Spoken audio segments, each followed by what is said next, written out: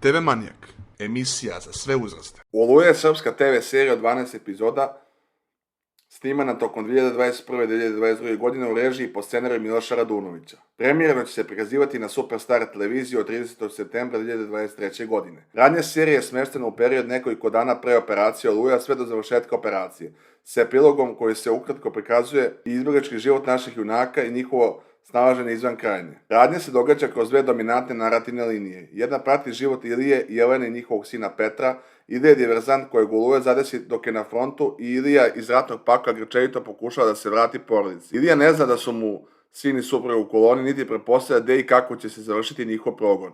U potrazi za njima Ilija gubi svoje prijatelje iz čete i jedan spašava sopstveni život. Druga linija prati život bivšeg legionara časti, Daneta, savršenog vojnika i ubicu, koji se vraća u rodno selo nakon što je saznao da su ustaše ubile njegovog brata blizanca, negde na teritoriji Hrvatske.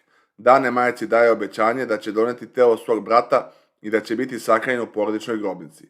Dok se srpske trupe povlače i dok Oluja razara krajinu kroz progon, Dana se nasuprot tome duboko probija prema unutrašnjosti Hrvatske. Čisti svakog neprijatelja koji mu se nađe na putu ne bi li došao do bratovog tela i doneo ga kući. Porodica predstavlja nukleus ove priče i kroz njihovo stradanje, bežanje, žrtvovanje i borbu prikazuje se ceo kontekst i užas koji su prošli stanovnici Srpske krajine. Ova priča obiluje epizodama i slikama koje se naslanjaju na istinite priče, sudbine i ispovesti krajiških izbeglica.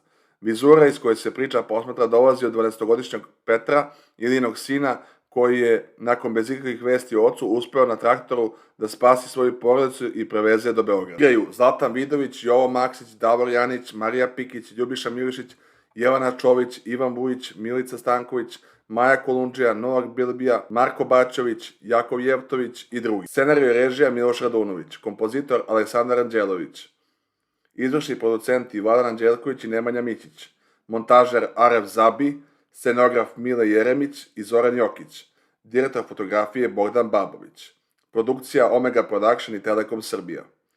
Premijerno prikazivanje od 30. septembra na Superstar televiziji.